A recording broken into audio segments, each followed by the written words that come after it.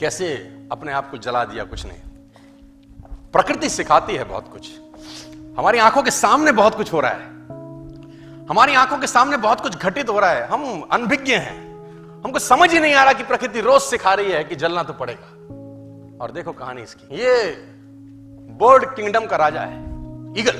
प्रकृति रोज सिखाती है कि if you want to become eagle तो आपको जलना पड़ेगा। 70 साल औसतन उम्र होती है, 70 साल ईगल का उम्र होता है सर। लेकिन इसकी कहानी का ट्विस्ट क्या है, और वो ये है कि 40 साल जब ये हो जाता है तो इसकी जो चोंच है ये बेंड हो जाती है, आगे से सॉफ्ट हो जाती है, शिकार नहीं कर पाता।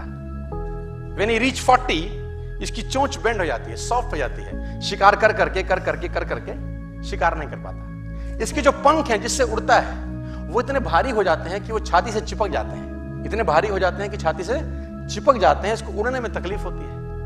इसके जो पैर हैं जिससे झपटा मारता है वो नाखून टेढ़े हो जाते हैं, कर करके 40 साल।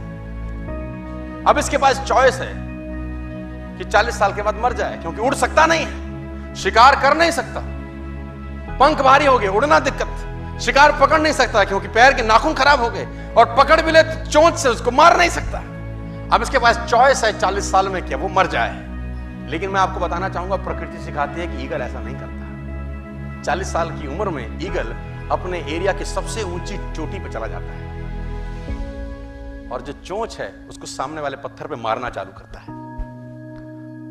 जब चोंच पत्थर पे मारी जाती है तो पीड़ा होती होगी, और वो पीड़ा सहता है, मार मार के पत्थर पे मार के खून निकलता है, लहूलुहान हो जाता है, दर्द से मर रहा होता है, लेकिन मारता रहता है और चोंच को तोड़ देता है।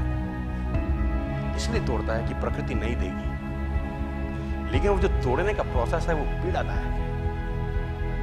सेम कहानी है, जो पैर के नाखून रहते हैं उसको रगड़ता है शिला के ऊपर, रगड़ के तोड़ देता है उसको। कितना पेनफुल रहता होगा यार। लेकिन हर ईगल की जिंदगी में ऐसा दिन आता है 40 साल। जैसे ही चोंच निकलती है कहानी यहां खत्म नहीं होती, नई चोंच आती है, फिर वो उस चोंच से अपने परों को तोड़ता है, अपने जिस्म से अपने ही पर उखाड़ता है, क्योंकि वो पर उसके उड़ने के लायक नहीं रहे। भयंकर पीड़ा होती होगी, भयंकर।